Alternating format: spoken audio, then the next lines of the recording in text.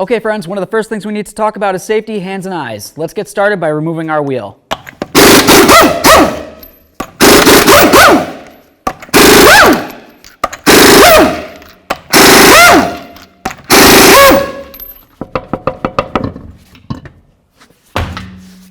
The next thing we want to do is push back our caliper a little bit. You can do that by either gently pushing it back slowly, or of course you can open your bleeder screw.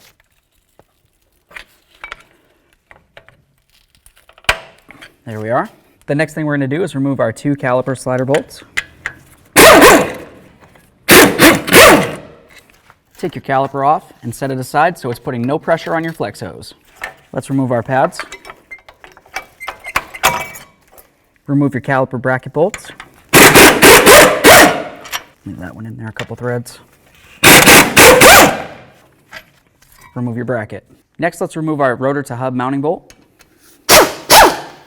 Hold your rotor so it can't fall off and give it a couple loving bonks from the backside to remove it.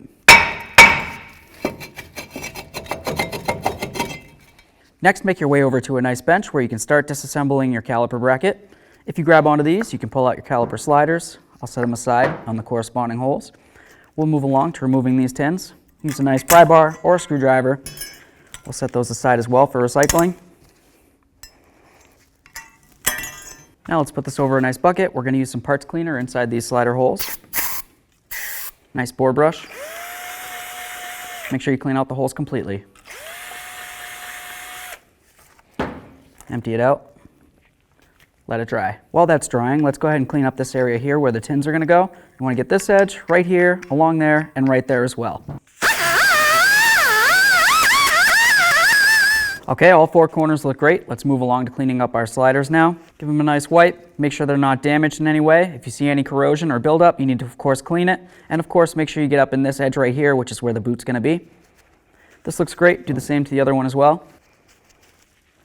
Awesome. Now you're going to want to use some nice caliper grease, something with a nice high temperature rating on it. And we're going to lubricate our sliders right here. I like to put on plenty of grease. That looks great. And of course I'm going to get all the way up into that lip up there where the boot's going to ride. That's going to help keep moisture out of there.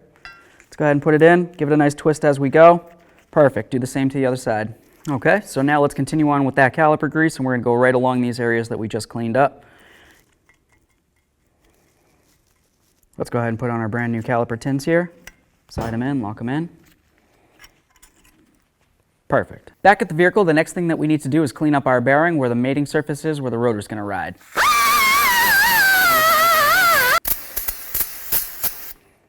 A little bit of copper never sees.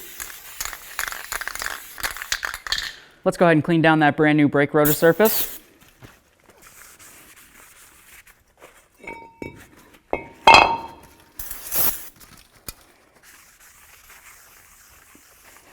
It's time to install our brand new rotor. Let's go ahead and line it up on here. Take our little mounting bolt, start that in, and we'll snug it up. Your caliper is a dual piston caliper. To push in these, you're going to need to push them both at the same time. Let's go ahead and do this slow.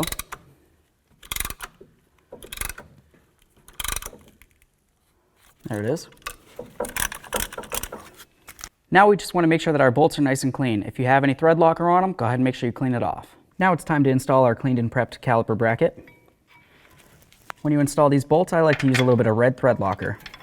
Start them both in, snug them up, and we'll torque them to manufacturer's specifications. Torque these to 170 foot-pounds. Now it's going to be time to install our pads. You're going to notice that there's 2 different ones, and you're also going to notice on the thicker one that it has a squealer or wear indicator. You want that wear indicator facing down when it's installed.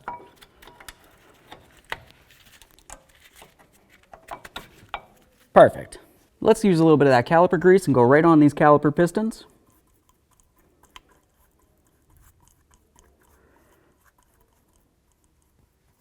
Put the caliper over the pads.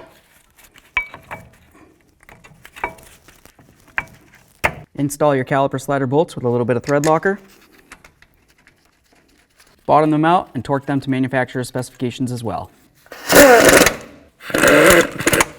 Torque these to 74 foot-pounds.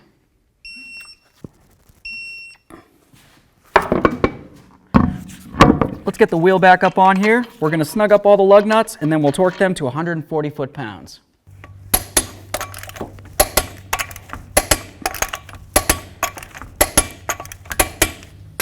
torqued. Okay, so the process will be the same on the other side of the vehicle. Other than that, go ahead and pump up your brake pedal and check your brake fluid.